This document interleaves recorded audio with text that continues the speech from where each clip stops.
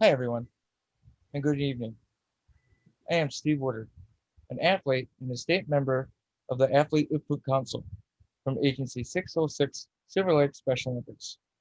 I'm with a very special guest, Kalvin Barrett, a former Wisconsin Badger football player and now a police officer. Thank you, Kalvin. We're going to do some questions today, and thank you for answering these questions. Right, right. Thank you for having me, Steve. It's a pleasure. You're welcome. Question: Mhm. What sports did you play? What sports did you play in sports growing up? Mhm. Well, that's an excellent question. I played growing up. You wouldn't believe it. I actually played baseball, and that was the sport that I played the most until I got to high school. So when I look at back at my athletic career in football, it's really very limited to only 8.5 years of my life. But baseball was my first love. I was always too big to play Pop Warner football in San Diego. My dad was a big baseball player too, so baseball was my first love. So that's really all I played until about high school. When I got to high school, that's when I was introduced to football, wrestling, track, and other sports. Oh, good cross training stuff right there. Yeah, yeah. Another question for you. Mhm. When and how did you know that you were detained for greatness in football, sustained in greatness at football? Oh man, well that's I don't know if there was ever an actual moment, that I felt that I was great at football, but I thought I had a pretty good future at it once I got to high school. And it's funny, my first tryout, my freshman year at Monte Vista High School, I tried out for a fullback. And so I remember catching a pass in the flat and taking off running up the field and jogging back and thinking, yeah, I'm going to play running back. And I'll never forget one of the coaches there said, man, you're going to make a perfect pulling guard, big guy. And I said, oh my goodness.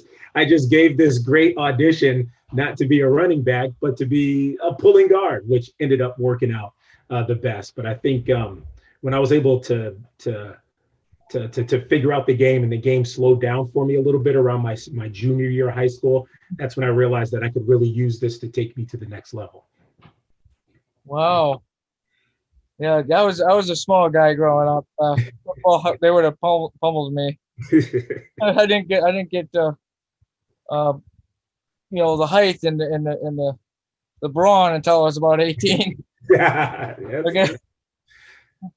How did those lessons you learned in sports help you in your career?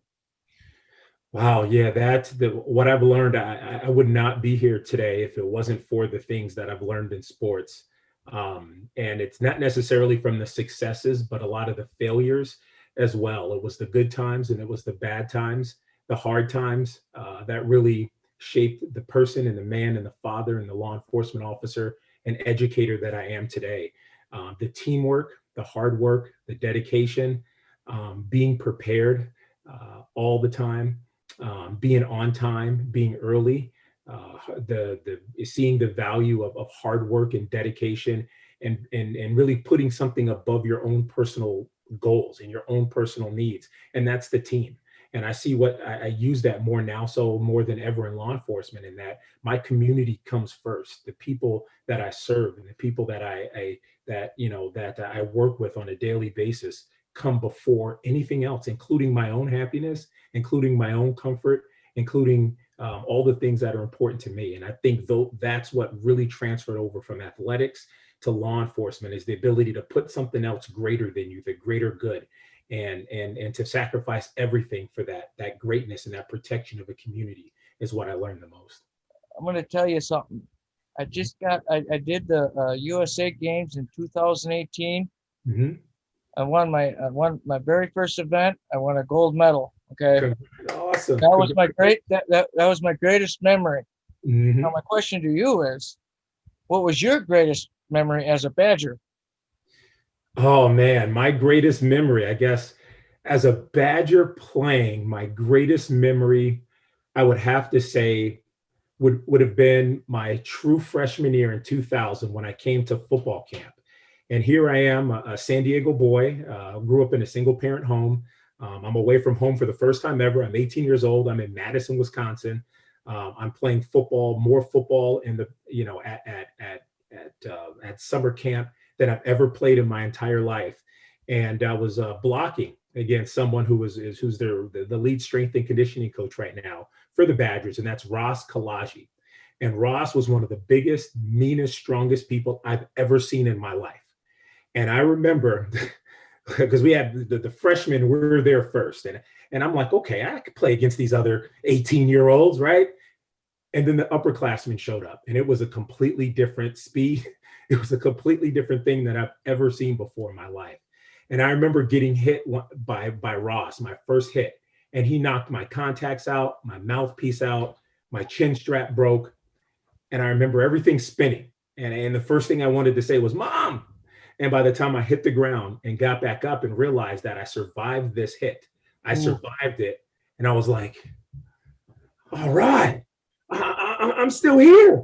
Playing with the boys now. I can do this, right? And that was that mental hump that I needed to say, I can play here for the Badgers. I belong here, and I'm going to work my way to get to where I'm at. So that was probably one of my favorite memories.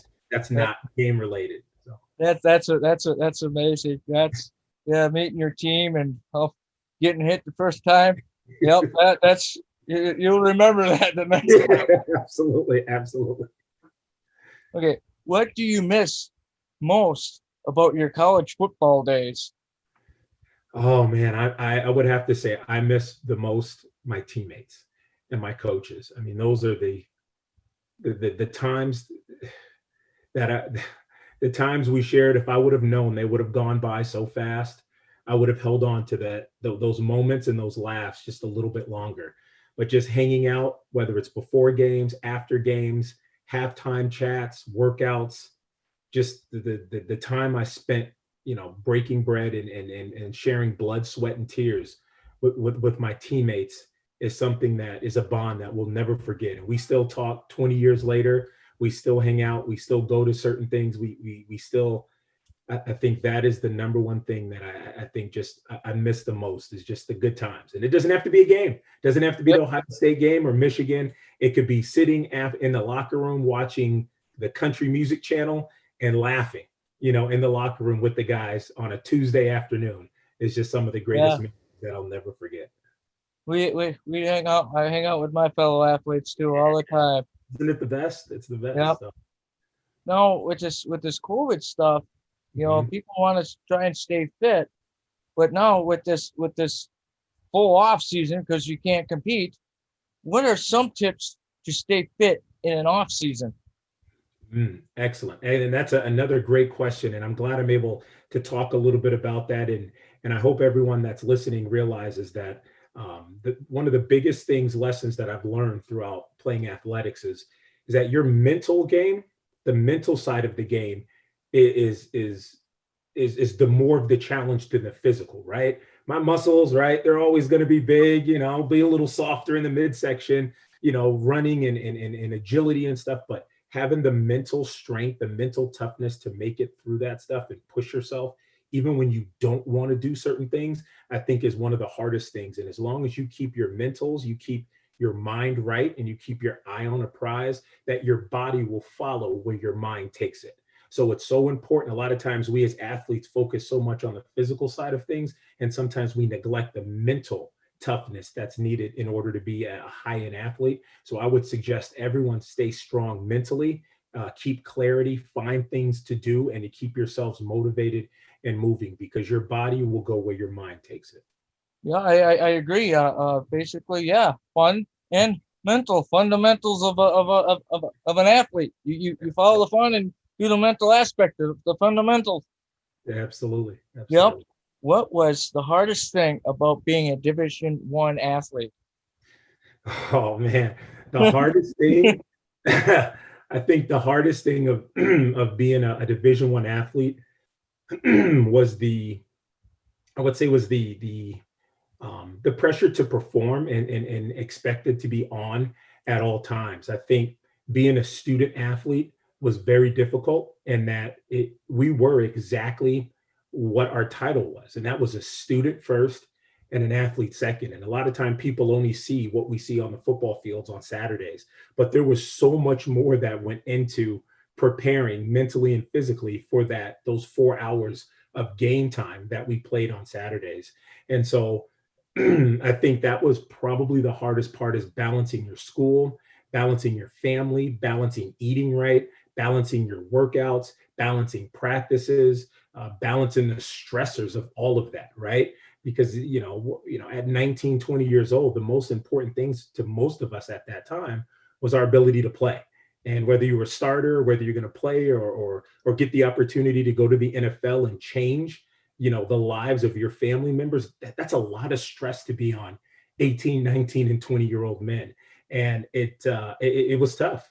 It was tough. And that would probably be the hardest, is kind of that burden that I had to bear as a young athlete, to say, hey, if things go right here and I stay healthy and I succeed at this position at this university, I can be in a position where I'm playing on Sundays, and I can provide generational wealth for my entire family.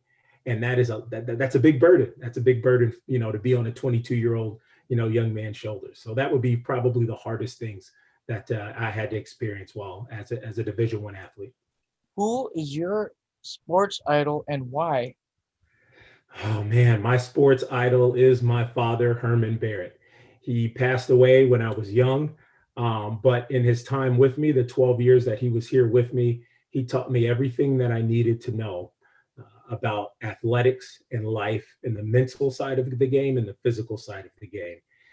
He played semi-pro football in New York and Brooklyn.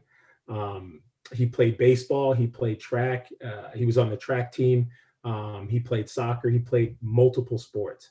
And he taught me the ability to have a mental edge and a mental toughness the minute you step on the field, but to play with respect, to play with integrity, and to play within the time frame of the play. And you can be whoever you want to be on that field the minute you put those pads on. But the minute you step off the field, that I don't represent just Kalvin Barrett. I represent the Barrett name. So what I do off the field reflects what I do on the field, and vice versa. So that was something that I learned the most from my father, was to carry myself in a way that would not bring embarrassment, not only to my teammates, to my program, but to my family name, Barrett. And that is something that has stuck with me my entire life, where it's gone from Barrett on the back of my jersey to Barrett on the front of my police uniform. Same principle, same ideas, just applied in a different area of life. Great example. Great example. I love that. I love that answer. That's amazing. I'm the same way with my family, and in the Special Olympics, it's the same way. You wear that logo, you're representing an organization and yourself. Absolutely. In Special Olympics, we say there is no more to winning than coming in first. What does winning mean or look like to you? And winning is much is much more than just coming in first place. It's much more than just winning a game, because in so many, as we get older, my 8 years of life here, I've realized that in so many ways you can win on the scoreboard, but lose internally. And as I've gotten older, I've realized that winning internally is the only thing that matters. That even though I may not have won the game, or the score hasn't turned out in my favor, that I did everything that I could, and I'm okay with that, right? Yep. And I'm a winner no matter what. And as long as I give my all and represent my family name and my organization to the best, I'm a winner no matter what. Now, sometimes that does come with a medal, sometimes that doesn't. But as long as I do the best that I can and do things the right way and for the right reasons, good things will come. Yeah, it's our motto is let me win, but if we cannot win, let me be brave in the attempt. Exactly. That's exactly, everybody should live by that. Absolutely. It doesn't matter if I'm doing a competition. Hey, if I got something I gotta do, you get to try. Yeah, absolutely. Now, and trust me, as a competitor, I want to win, right? Oh yeah. Trust me, there's no. Yep, you can't turn it off. I think you realize that, Steve, right? We want to win. Yeah, you can't turn it off, but you learn to live by that. You live by that motto. It goes with me to the day I die. So, Right, right. what are some ways that you think sports help people off the field? Man, sports play such a huge role in our everyday life. Especially here, as Americans here in the greatest country in the world. And I think sports have a way of breaking down barriers, social barriers, which we've seen over our history. But also, it has the ability to bring people together in times of tragedy. And it's one of the few things on this on this planet that can make people put down their differences, no matter what they are, and come together for the greater good of an athletic event, is something that is very powerful. And I think that is what is one of the beauties of sports and athletics, is that no matter what our differences are, no matter where we come from, no matter what we think or how we believe or how we vote or whether we drink Pepsi or Coke, at the end of the day, we are all one and we are here together. And when that game, when that film, when that whistle blows, we are all one.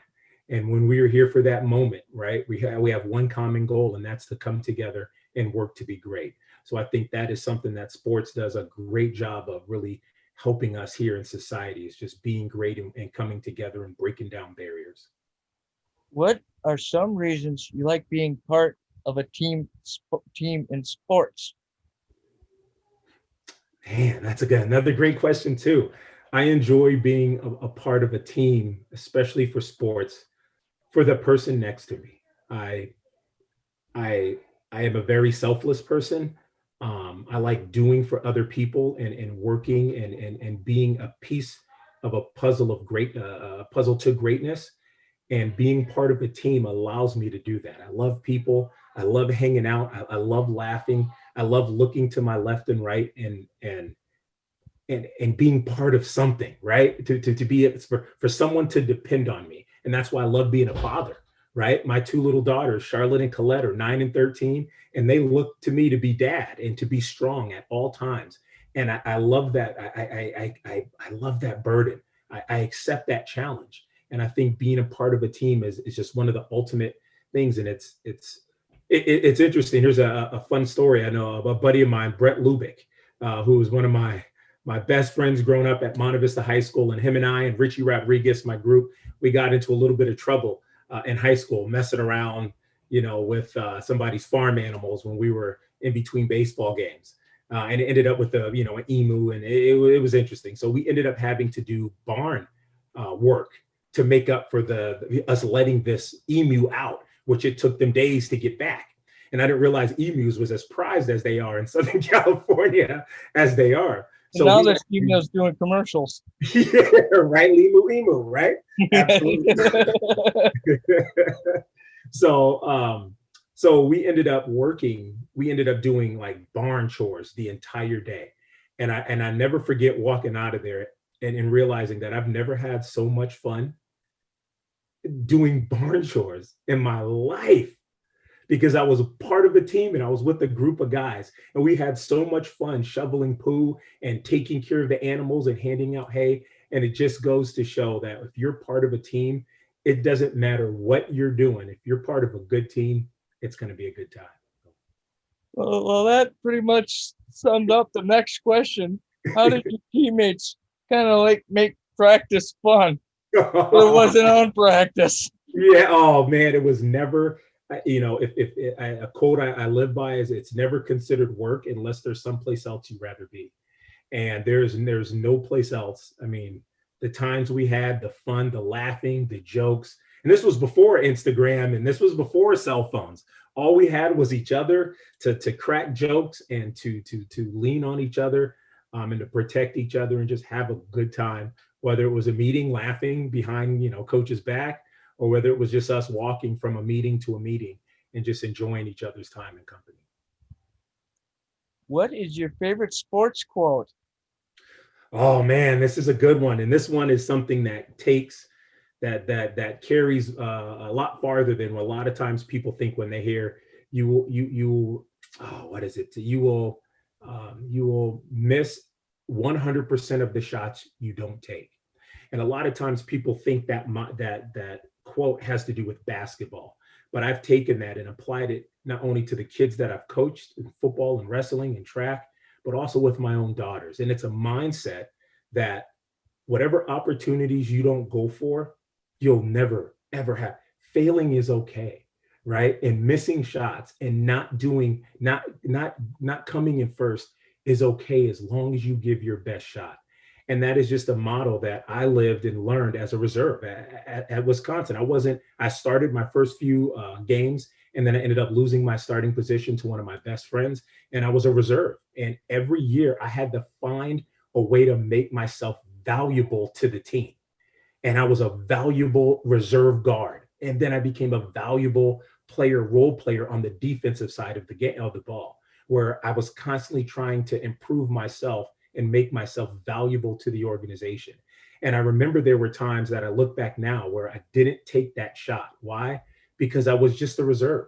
And I was like, well, I don't want to go the wrong way. I don't want to mess up. Coach John Palermo's going to start screaming and I'm going to get yelled at. And that hesitation was the difference between me going out and playing at 110 miles per hour and me playing at 98. Yeah, and at a D1 level, 98% will get you hurt. Yeah. It's like it goes back to your wrestling. You got to get that weight class. Your weight. If that guy gets your weight, and he's taking that spot. Absolutely, and that's just that mindset of you won't make any shots you don't take. And for everyone that's out there and watching, that may not be the starter, that may not be the superstar now. Wait, your time is coming. And when that time comes, you give it all you have. And if you fail, you fail. But at least you can walk off that court or walk off that field, shaking your head like, I gave it my best. How did you get yourself pumped up before games? Did you have a favorite song to listen to beforehand? Oh, man. Well, things were back then. We had these things called CDs. And you used to have to like put them in a little Walkman and it spun around pretty fast. Yeah. Yeah. Kind of like a record player. Right. Phonograph. So any music that I enjoyed was anything that was just upbeat. I think what got me amped and prepared for any game more than anything else was our bus trips. And man, I'm getting chills thinking about it now, was our bus trip from the N-Towner. So the N-Towner is the hotel we stayed at in Madison. Overnight before the game. And then we would take one of those big Badger coach buses from the N-Towner to Camp Randall. And one of the most special moments is driving from the N-Towner to Camp Randall and seeing everybody setting up and getting ready for tailgating and stuff. And then them doing what they're doing, looking up and noticing the Badger bus and everybody holding up their red Solo cup. And I'm assuming there was all coffee and water in those red Solo cups, right? But that was one of the most special things, seeing all of those red cups go up as we're driving down, campus and pulling into Camp Randall State. That is something that got me amped up and hyped up more than anything else, was just that ability to take people from them going on what they're doing to seeing the Badgers and everybody holding up those red Solo cups. So that got me amped up more than anything else. What is your favorite sports movie?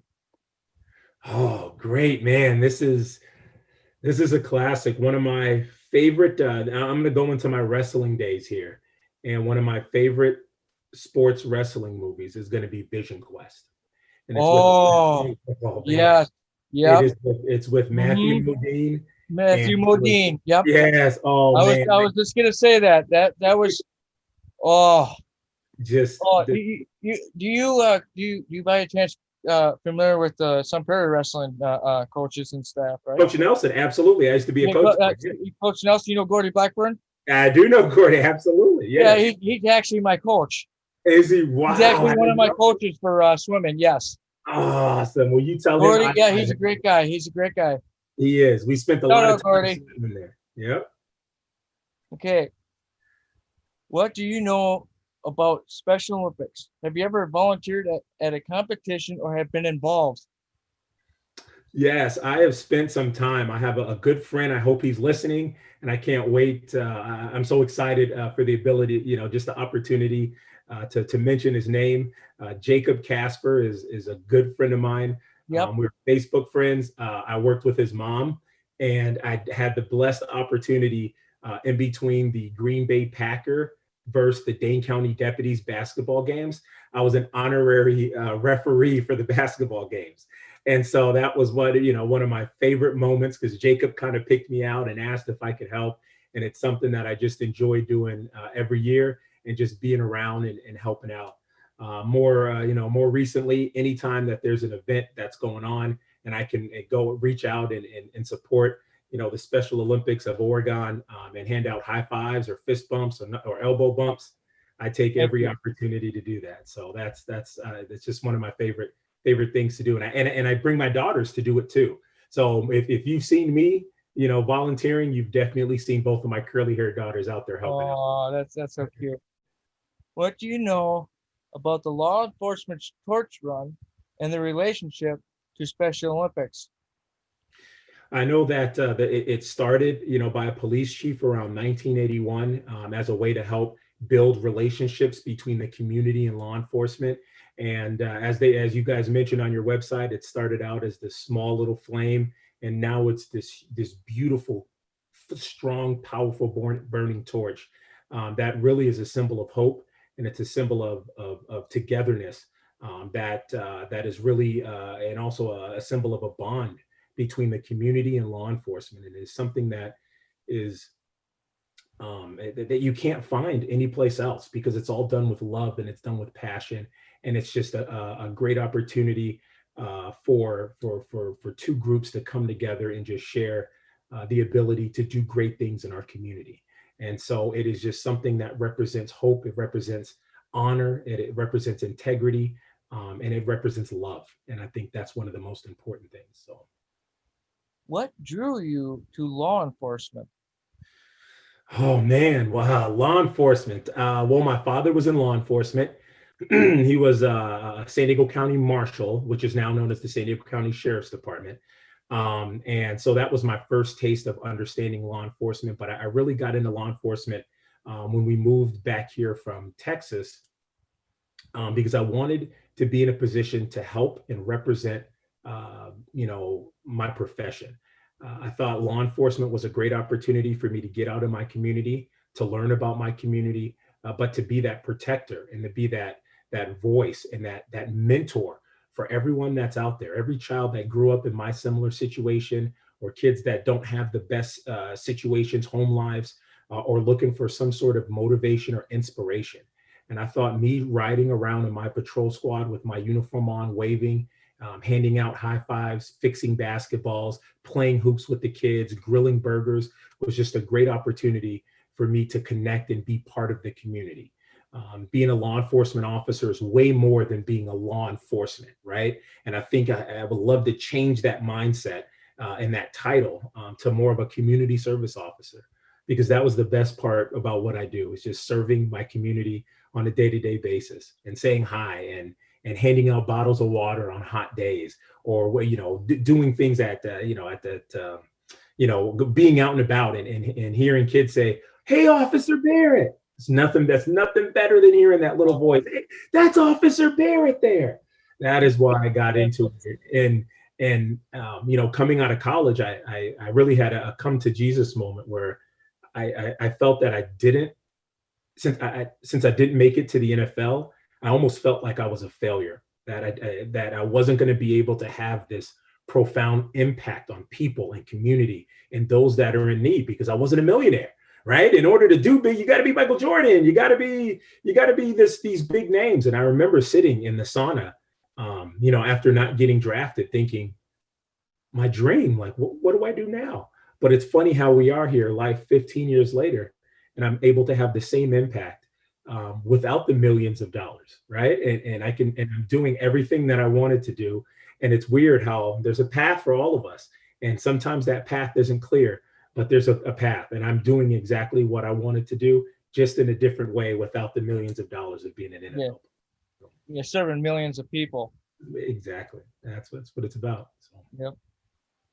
How long were you a police officer?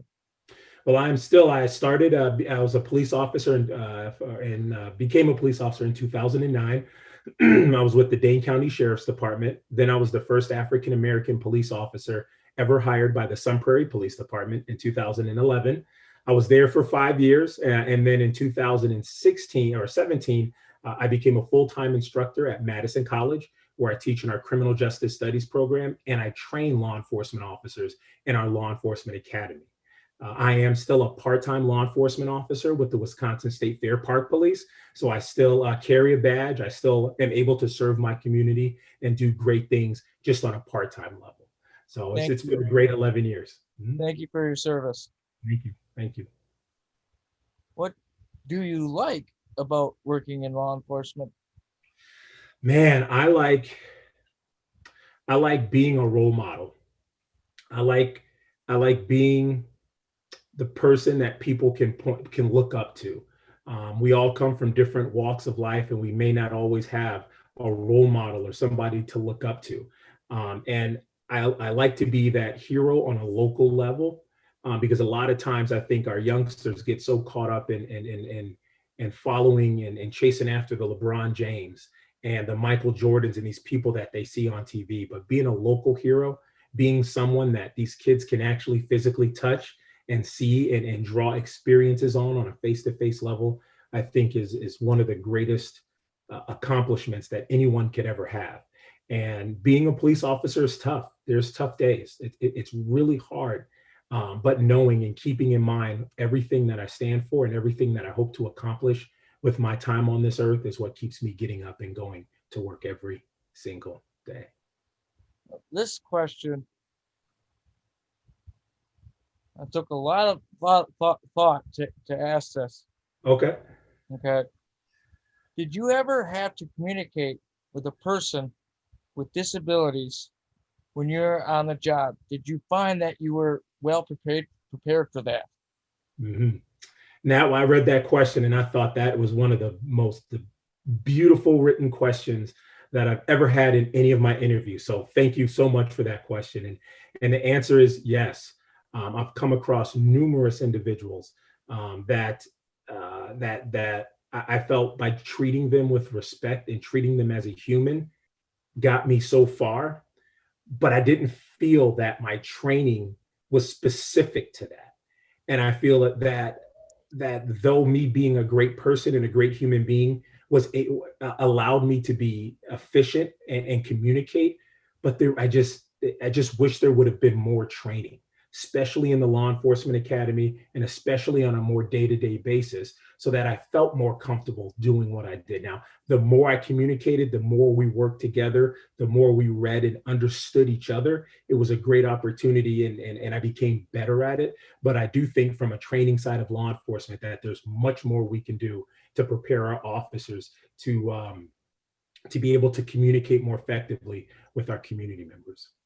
Do you think that if say like somebody with a disability went to one of these academies and then spoke to officers before they become police, would you think that would help? Absolutely, that would help. That, for us to do that in our law enforcement academy during their training, not only from the training side early with young recruits, but also that would be great to come to one of our in-service trainings at a law enforcement agency, for somebody to come in and say, this is what I like, this is what works well. These are the types of conversations, these are the things that I think would be absolutely imperative to us being able to serve our community to the fullest. Do you think that the law enforcement torch runs help with that?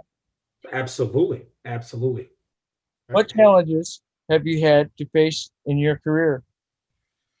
Man, so the challenges right now, one of the biggest challenges, I started my own business in 2018, and it's KDB Innovative Consulting LLC. And I specialize in workplace violence training, active threat response, diversity and inclusion training. I review policies and emergency manuals and things like that. And that had to be one of the most challenging things that I had to do. Starting your own business is nerve-wracking. And it comes down to that you'll miss 100% of the shots you don't take. Where I was so afraid of failing that I never took that leap to say, I can do this.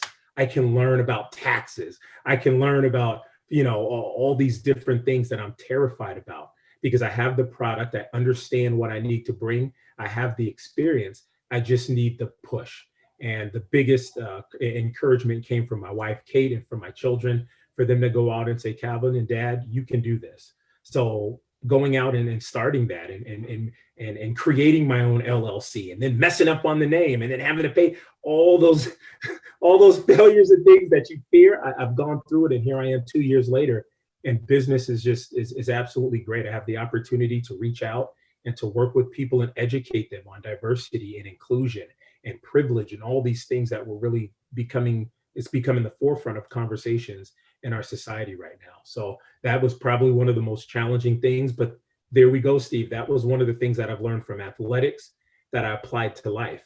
And that's, go ahead and do it, big guy. It's okay. Go ahead. Okay. Go ahead, big guy. You got it. So here's something that I gotta think of every time I get up. What drives you to get up on those days that you don't want to? Oh man, what my main motivation is my children. My daughters are the most important things and the most brilliant things I've ever created on this earth. And I know every day that I get up, they're constantly watching me. They're reading Dad. How is Dad feeling? How is Dad acting? What is Dad doing? And they are geniuses of just listening to my voice and my body language, and knowing that they are watching me every day is what keeps me up, and it keeps me going. Because if I know they're watching me the way they're watching me, I know the kids across the street are watching me too. I know the kids on the other side of town are watching me too. And even when I'm not in the best mood, or I'm not feeling well, or I'm running a fever, and I got a cough, and I've been up all late, I know that those eyes are watching me. And that is my number one motivating factor, is to provide for my community and the people that I come in contact with on a daily basis. That is great empathy. That I can tell what you have a good personality. Yeah. If they something about that personality goes away, they know something wrong with that. That's how have you been coping and staying positive during this pandemic? Yeah, the number one thing I've been doing, I think this has really been a blessing for us as a family, in regard to that. Things just kind of slowed down for us with both of my daughters playing soccer, basketball, and running track. Life seemed to be going so fast, right? We were always doing something on weekends. We were always going to or from practice. And this just kind of allowed us to slow down and just enjoy each other, enjoy reading a good book together, or a good conversation, or just sitting around folding laundry, doing nothing, which is something we really never have had the opportunity to do. So those are, my family is my backbone. Family is what, allows, me to stay mentally strong in what I do. Reading is something I picked up, which is, being an athlete. And even though I have my master's degree in criminal justice, just picking up a good book and reading a good book about life, about Martin Luther King Jr., about, just learning something new outside of Sports Center and, my favorite Netflix shows, you know what I mean? But outside of that, I think that has been something that's really kept me going. Is number one, my family, but number two, just the ability to feed that hunger I have that's called education. Yeah, a great man that Martin Luther King Jr. was. When I was a kid, there was a little animated movie that came out, My Friend Martin. Mm-hmm. Remember that one? Yes, I do. Yeah, I do. LeVar Burton. LeVar Burton, absolutely. Yep, yeah.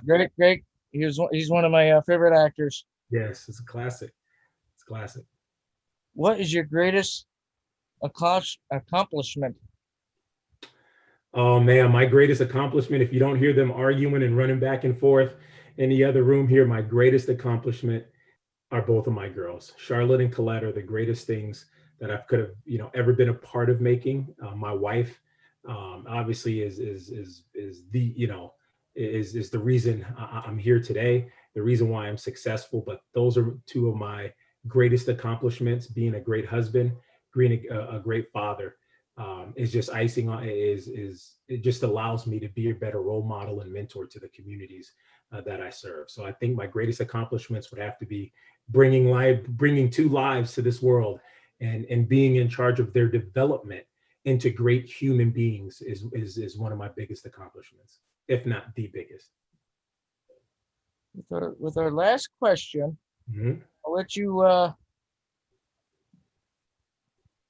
what advice do you have for Special Olympics athletes who have been struggling through this pandemic? Wow, my advice to each and every person and athlete that's out there, and parent that's out there, and coach that's listening and watching this video is to take it one day at a time and enjoy every moment that you have. Um, Everyone, we are watching you. We're supporting everything that you do on a day-to-day basis. And I know it gets very difficult during this pandemic, but know that there are brighter times on the other side of the tunnel, and that we all support and love everything that each and every one of you guys are doing. And this isn't just for the athletes. This is for the mom and the dad who's working multiple jobs and not getting sleep at night to get their athletes to the practices and places. This is for everyone that's out there who's sweeping the floors after games or filling up water bottles. This is for each and every one of you, is that that we see you. We're thankful for everything that you do. Keep fighting, keep striving, and know that we have your back in law enforcement as well as in everything else that you do. Thank you. Thank you. Thanks for being in the Special Olympics family. Special Olympics Wisconsin thanks you on behalf of the athletes, and I thank you. Thank you very much for doing this. Mhm. Hey, well, thank you so much for this opportunity. This has been an honor. Anything that I can do for anyone that's out there, please do not hesitate in reaching out to me. I am more than willing to provide anything that anyone would need, because this is what I do. And it's been a pleasure and an honor. Steve, you've done a great job in this interview. Your other interviews have been outstanding as well. So keep up the great work. Thank you. Keep doing what you're Thank doing. you. Whatever you need, know that I'm here for you on Wisconsin, and go Special Olympics.